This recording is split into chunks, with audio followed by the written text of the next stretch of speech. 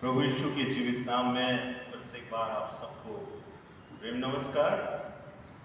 मुझे मालूम नहीं आज अपने दिनों को आप गिन रहे हैं या नहीं गिन रहे हैं। मेरे लिए ये 6वां दिन है और इस सभा का ये 5 दिन है और 6वां ये मैसेज मेरा होगा।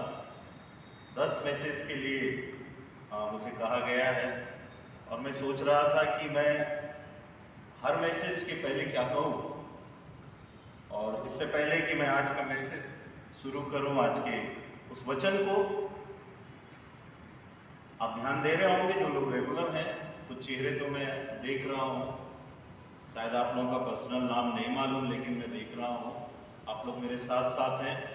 मैं विजयी जीवन के विषय में बात कर रहा हूं और मैं धन्यवाद देता हूं पालक साहब का।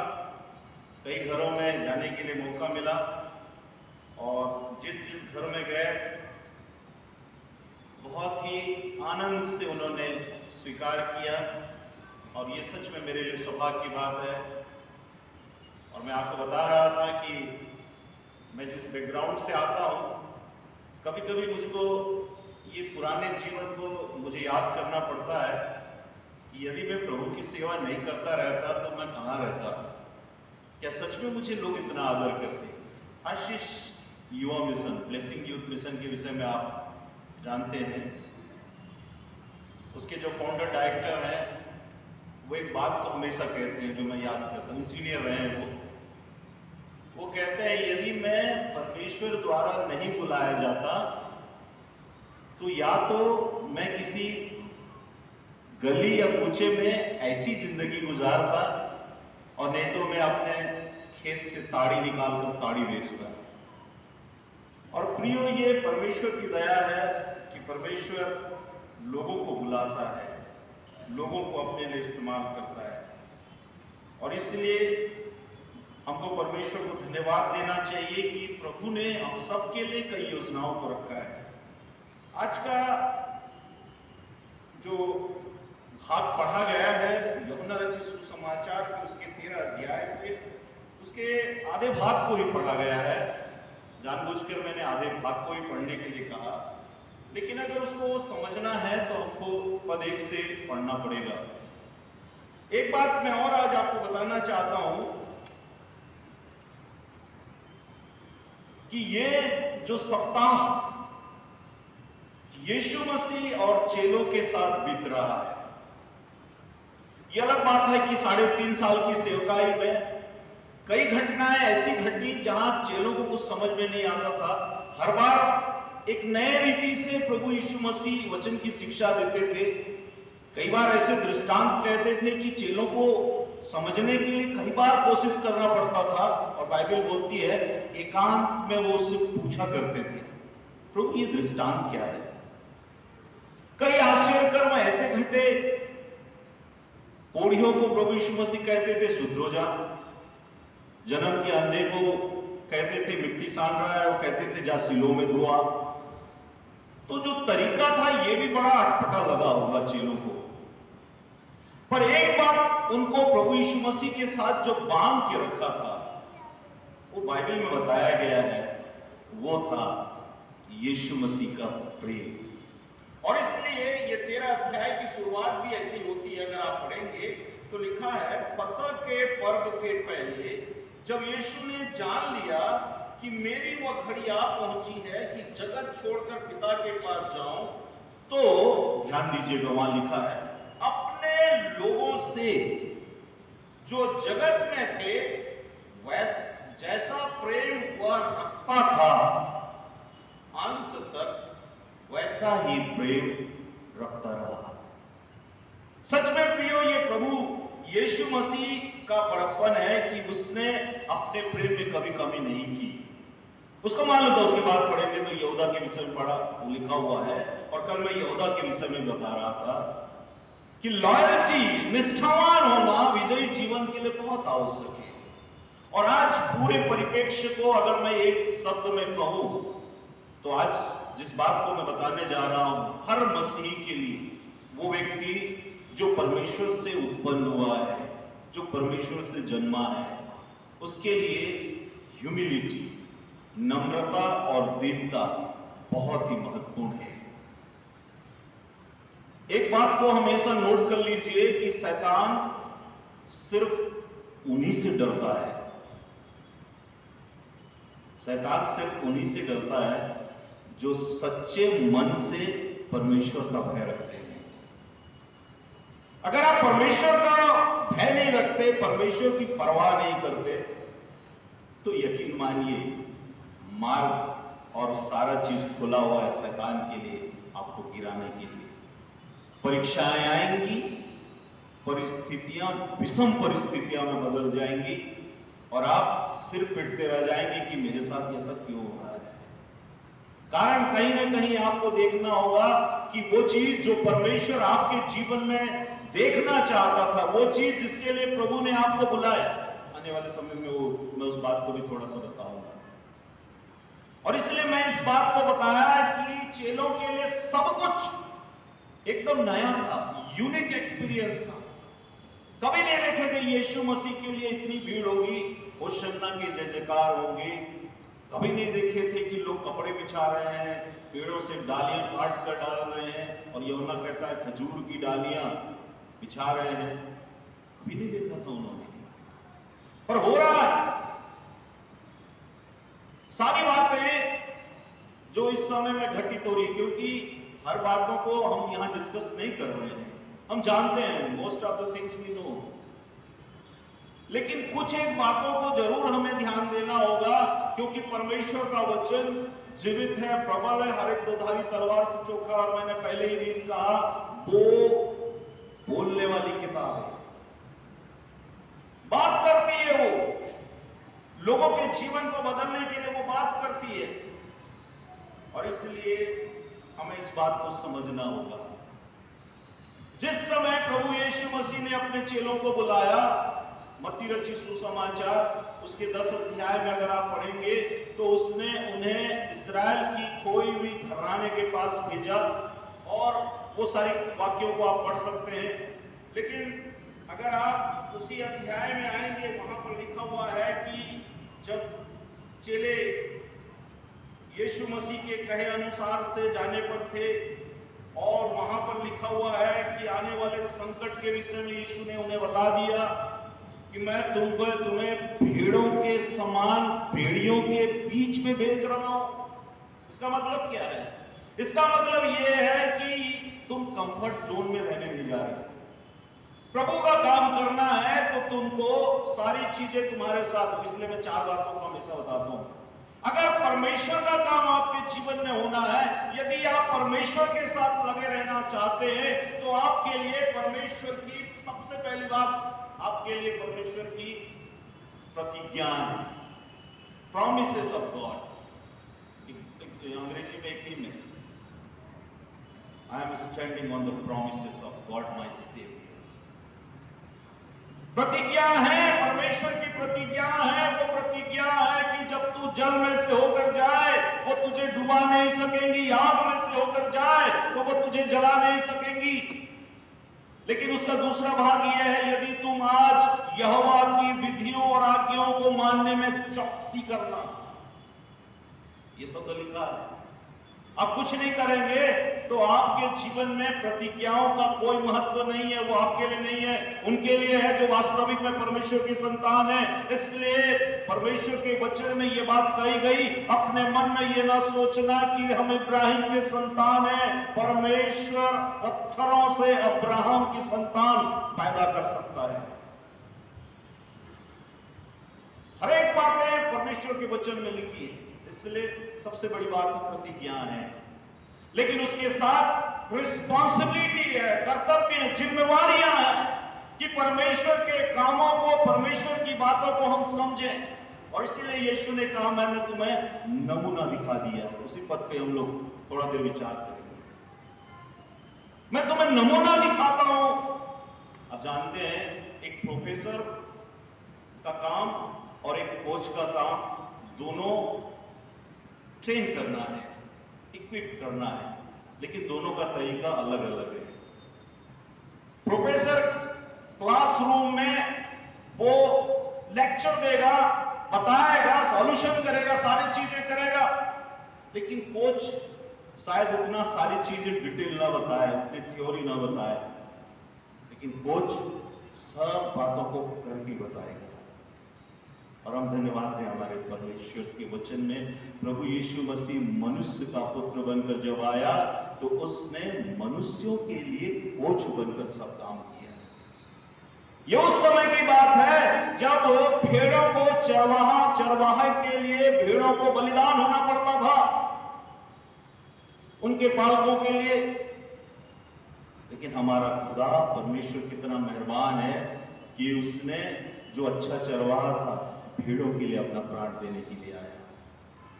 और इसलिए प्रतिज्ञाओं के साथ में रिस्पॉन्सिबिलिटी है, और रिस्पॉन्सिबिलिटी के साथ में जोखिम है, रिस्क है, खतरे हैं। और इसलिए वचन में साफ लिखा है, मैं बार बार एक ही कोट करता हूं क्योंकि मैं विक्टोरियस लाइफ की बात कर रहा हूं, प्राण देने तक विश्वासी रह तो मैं तुझे जीवन का मुकुट दूंगा। हर एक बातों में रिस्क है। शायद मैं और आप उस व्यक्ति पतरस के समान होना चाहेंगे। पतरस की कहानी बड़ी अजीब है। वो एक ऐसा व्यक्ति था अपने जीवन में जो बार बार अपने पुराने राह पे चलने की कई बार कोशिश किया। उसको आप जानते हैं, उसको मैं नहीं दोहराना चाहता हूं। दूसरे शब्दों में कहूं मैं कि पतरस एक ऐसा व्यक्ति था जो लोगों के बीच में खड़ा हो तो लोगों को समझ में आ जाता था ये वो मछुआरा है। उसके कपड़ों में किसी समय गंध आती थी, वो उस जीवन से होकर निकला था। उसके जीवन में कई बार असफलताएं आई, वो उस जीवन से होकर निकला था। लेकिन प्रियो एक दिन ऐसा उसके जीवन में आया कि पवित्र आत्मा जब उसके ऊपर उतरा तो उसने उंगली उठाकर कहा तुम लोगों ने इस प्रकार से किया है। वचन कहता है 12 अध्याय के 37 पद में सुनने वालों के हृदय छिद गए। अब पतरस रोगी और तमाम बीमारों को गलियों में रखा जाता था कि पतरस की अगर छांव पड़ जाए तो वो चंगे हो जाए। कहां से ये बदला सारी चीजें, अपने प्राणों की जोखिम, अपने जीवन की जोखिम उन्होंने उठाया। कुछ लोग दानियल बनना चाहते हैं, भेदों को जानने वाले, सपनों का अर्थ बताने वाले, पर हमको याद करना है कि एक दिन उसके जीवन में भी आया कि परमेश्वर की आराधना करने के कारण, परमेश्वर से अपने नियमित यरूशलेम की ओर मुंह करके प्रार्थना करने के कारण उसको सिंहों के मुंह में मान में डाल दिया गया। जोखिम है मसीह जीवन, जोखिम है। कल हम शायद उस विषय में थोड़ा सा और चर्चा करेंगे। और चौथी बात मैंने कहा promises, responsibility, risk and then finally victory, विजय है। और वो विजय की शुरुआत प्रभु यीशु मसीह ने चेलों के सामने की। मैं इसलिए कहा कि सब कुछ ऑकवर्ड हो रहा था शायद चेलों के लिए।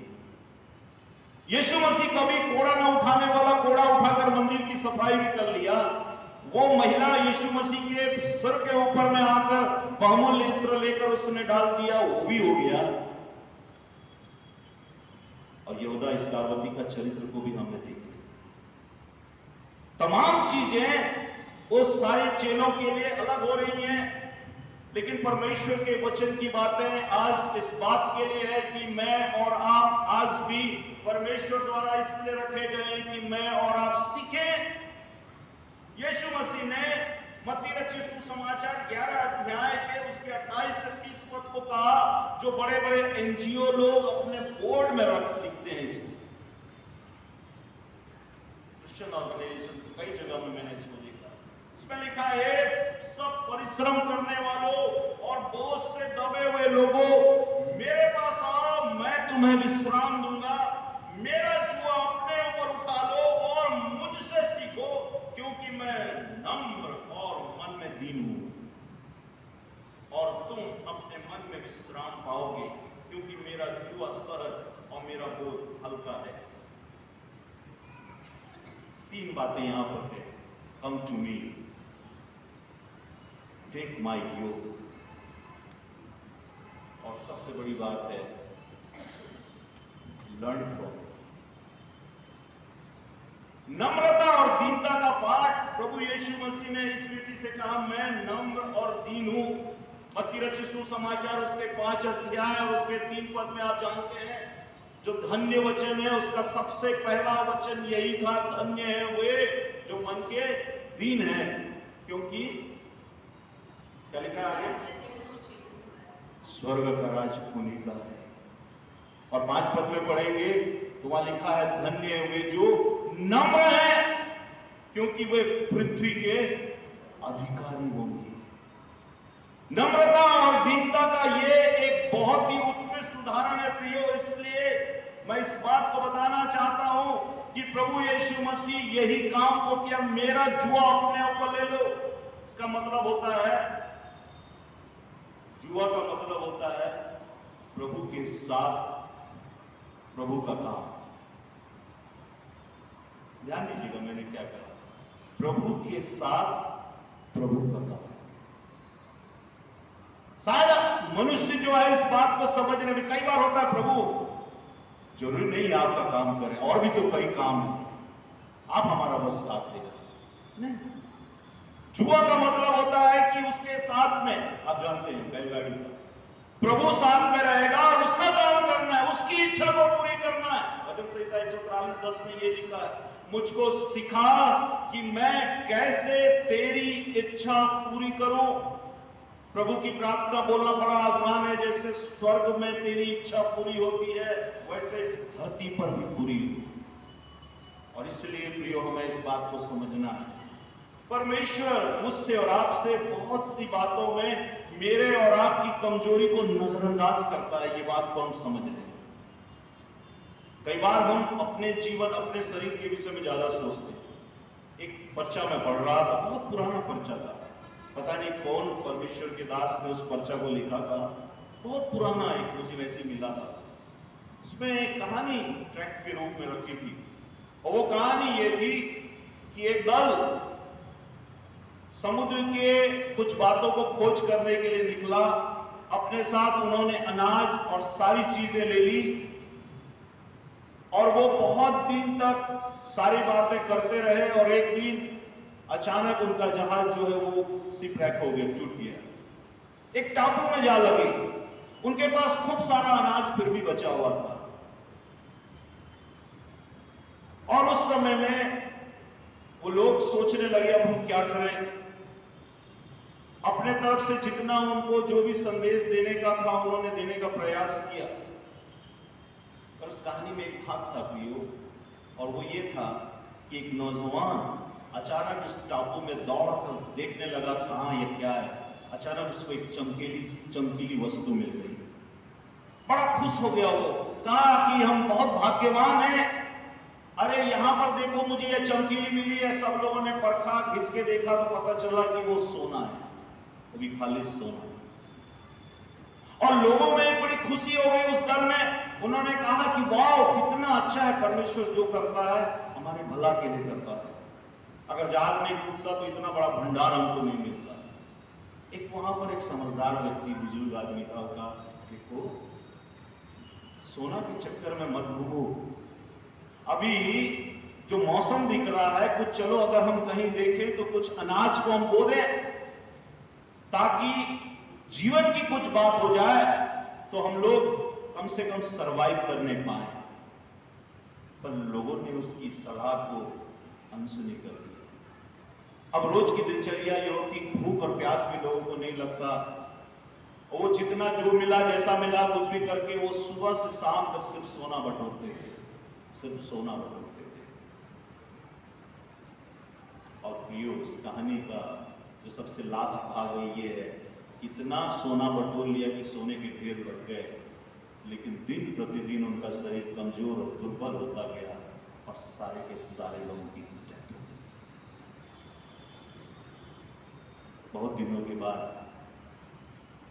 बचाने वाला एक दल आया, खोजते खासते उन्होंने क्या देखा कि सबकी लाश नरकंकाल पड़े हुए हैं, सोना का ढेर लगा हुआ। ये मनुष्य की नियति है। यदि मनुष्य सारे जगत को प्राप्त करे और अपने प्राण की हानि उठाए तो उसे क्या लाभ? इसलिए प्रियो मैं बताना चाहता हूं कि नमूना देने वाला परमेश्वर, अगर आप देखेंगे उसके उसी जगह में वापस आएंगे तो आपको लगेगा कि वो 15 पद को 34 पद के साथ में तुलना करके वो बोलता है। अगर आप उसके 13 अध्याय में वापस आएंगे, यूहन्ना के 13 अध्याय में, तो वहां लिखा हुआ है, क्योंकि मैंने तुम्हें नमूना दिखा दिया है कि जैसा मैंने तुम्हारे साथ किया तुम भी वैसा ही किया करो। यीशु मसीह मानो अपने चेलों को बताना चाह रहे थे कि परीक्षाएं मेरी जब हुई, मैं कैसे जयवंत हुआ। मैं अपने आप को नम्र और दीन करने में रहा, मैंने पिता की इच्छा को सबसे बड़ा अहम भाव किया। और तुम जो ये सब आश्चर्य कर्म देखते हो, क्योंकि प्रभु ने कहा ये यूहन्ना की सुसमाचार है, जो मुझ पर विश्वास करता है, जो मैं ये करता हूं वो भी करेगा, वरन इससे भी बड़े बड़े काम करेगा। हालेलुया।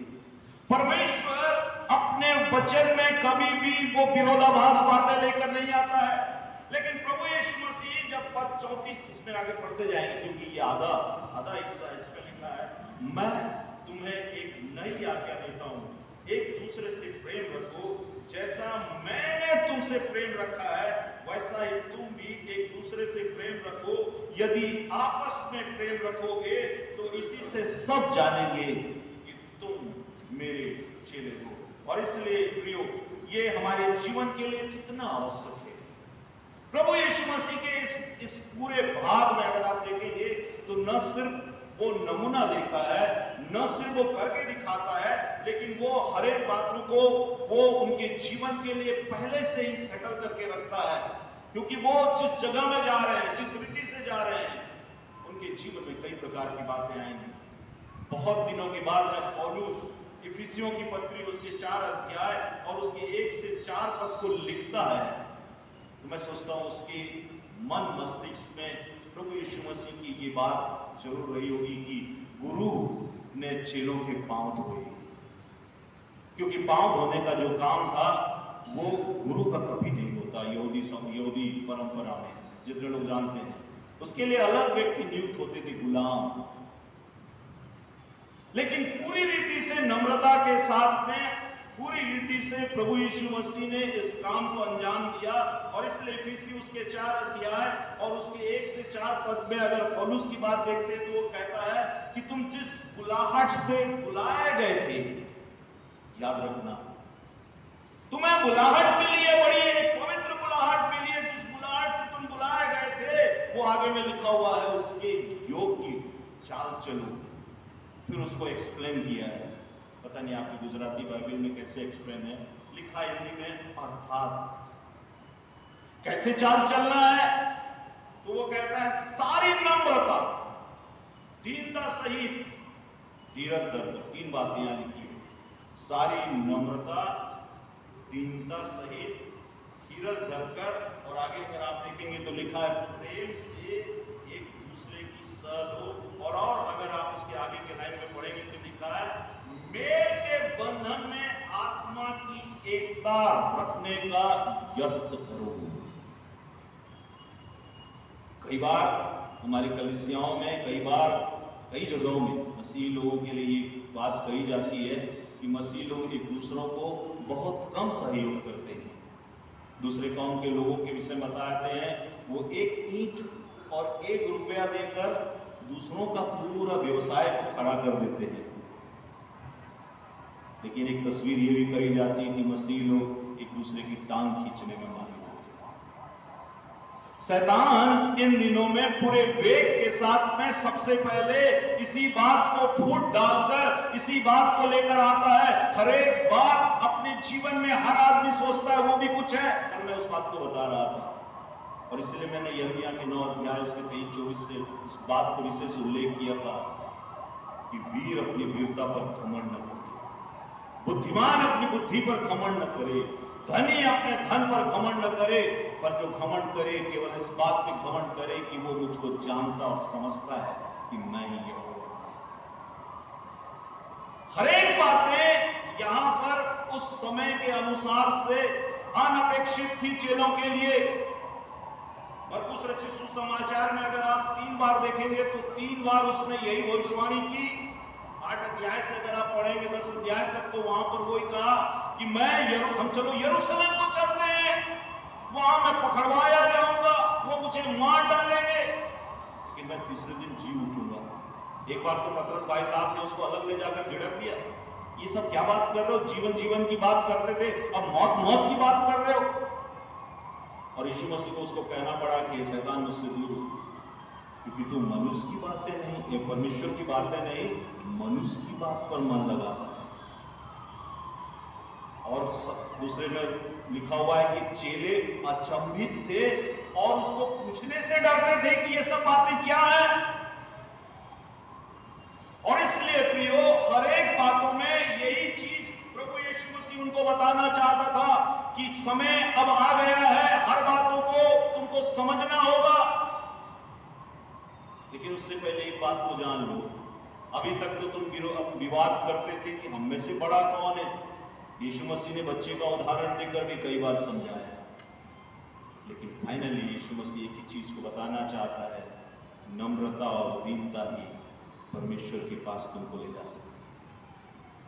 प्रियो, कई बार हमारे जीवन में हम इस बात को समझ नहीं पाते हैं, और इसलिए हमें इस बात को जानना है कि परमेश्वर हम सब के लिए, क्योंकि हमारे अगर धर्म के कामों को हम कहेंगे, हमें अगर कहेंगे कि ये तमाम चीजें हम परमेश्वर के लिए कर रहे हैं, तो बाइबल में लिखा हुआ सब मैले चित्रों के समान है।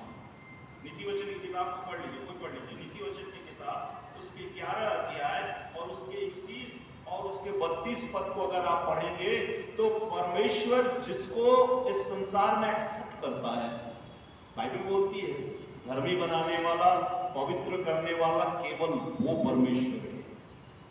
और सुलेमान राजा जो बुद्धिमान राजा था, इतना उसके पास में बुद्धि थी, बाइबल बताती है, ना उससे पहले कोई हुआ और ना कोई होगा।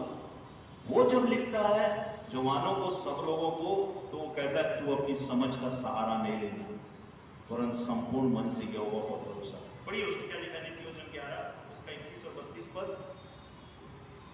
पढ़िए गुजराती में।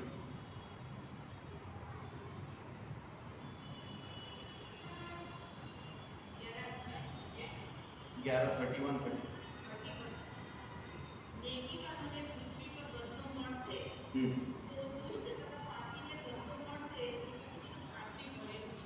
लिखा है, धर्मी का प्रतिफल जीवन का वृक्ष होता है, धर्मी को पृथ्वी पर फल मिलेगा।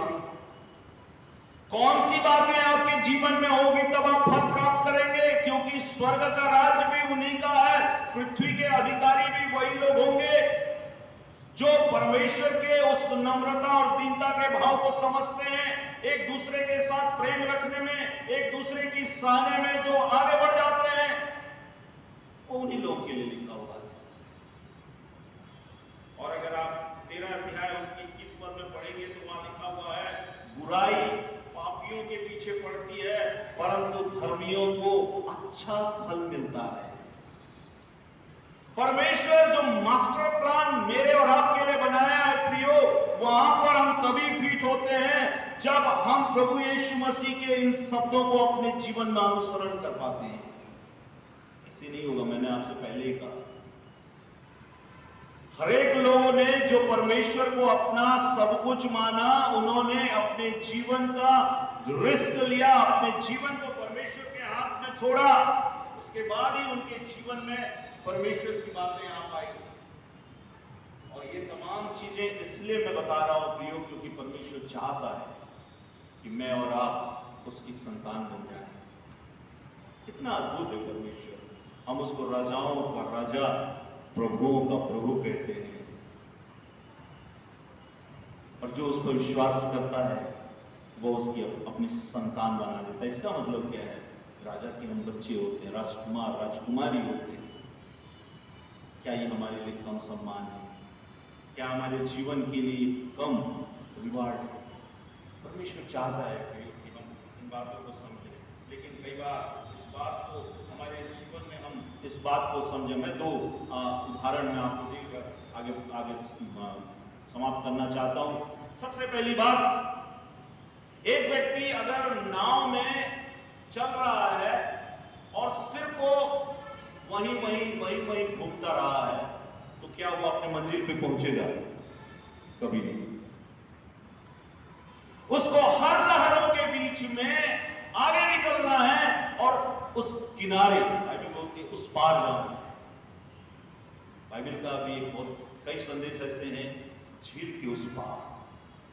झील के उस पार जब भी प्रभु गए, बहुत चमत्कार हुए, किसी ने किसी के जीवन में परमेश्वर का अनुग्रह हुआ, और यही मेरे और आपके मसीह जीवन की कहानी है। आगे बढ़िए। दूसरा उदाहरण मैं देता हूं। फूल आपने देखा है, फूल में तितली बैठती है, बैठती है नहीं बैठती? तितली को क्या बोलते हैं? फूल में बैठती है, आपने देखा है कभी? वो क्या करती है फूल को? पता नहीं।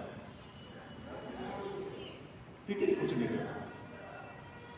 तितली के पास कुछ ऐसा होता ही नहीं हो, आपको लगता है वहां में आपका। मधुमक्खी जब फूल पे बैठती तो क्या करती? वो रस लेती। तितली का जीवन ठीक है, उसको सरवाइव करने के लिए करती है, लेकिन वो एक उथला जीवन है। मधुमक्खी का जीवन लेने का जीवन है और जमा करने का जीवन है। उसको खुद नहीं मालूम रहता है क्या होने जा रहा है। मैं आपको यही बताना चाहता हूं कि परमेश्वर की आशीषों को मधुमक्खी जैसे लेना सीखिए। उसकी वचन की बातों में उसने ऐसे नहीं कहा मैंने तुम्हें नमूना दिखा दिया। बहुत कष्ट, कल हम लोग उन चीजों को देखेंगे। शारीरिक पीड़ा तो थी, आज एक बहन बता रही थी, उससे ज्यादा मानसिक पीड़ा थी उसको, मेरे और आपके लिए, मेरे और आप, मुझको और आपको नया जीवन देने के लिए। ये हमने पढ़ रहे थे, धर्मी का प्रतिफल जीवन का वृक्ष होता है। यूहन्ना 3:16 ऐसे नहीं लिखा। बहुत सी बातें हैं, बहुत सी सच्चाई है। प्रभु हमारी सहायता करे। आज का पाठ नम्रता और दीनता का है। नम्र और दीन होगी, प्रभु आपको ऊंचा उठाएगा। प्रभु आपके जीवन में आशीष देगा। आपके परिवार के सारे श्राप तो हुए, आज जो कुछ आप कर नहीं पा रहे हैं, कल खड़े होंगे प्रभु की दया से और कहेंगे कि मेरे मन यहोवा को धन्य कर और उसके किसी उपकारों को न भूलना। प्रभु आपकी सहायता करे। आज के वचन के द्वारा से प्रभु ने नमूना दिखाया है प्रेम करने का, एक दूसरे को सहने का, हर एक बातों में सर्वश्रेष्ठ सिद्धता बनने का प्रभु ने मौका दिया है। इससे हम चुके नहीं। प्रभु आप सबकी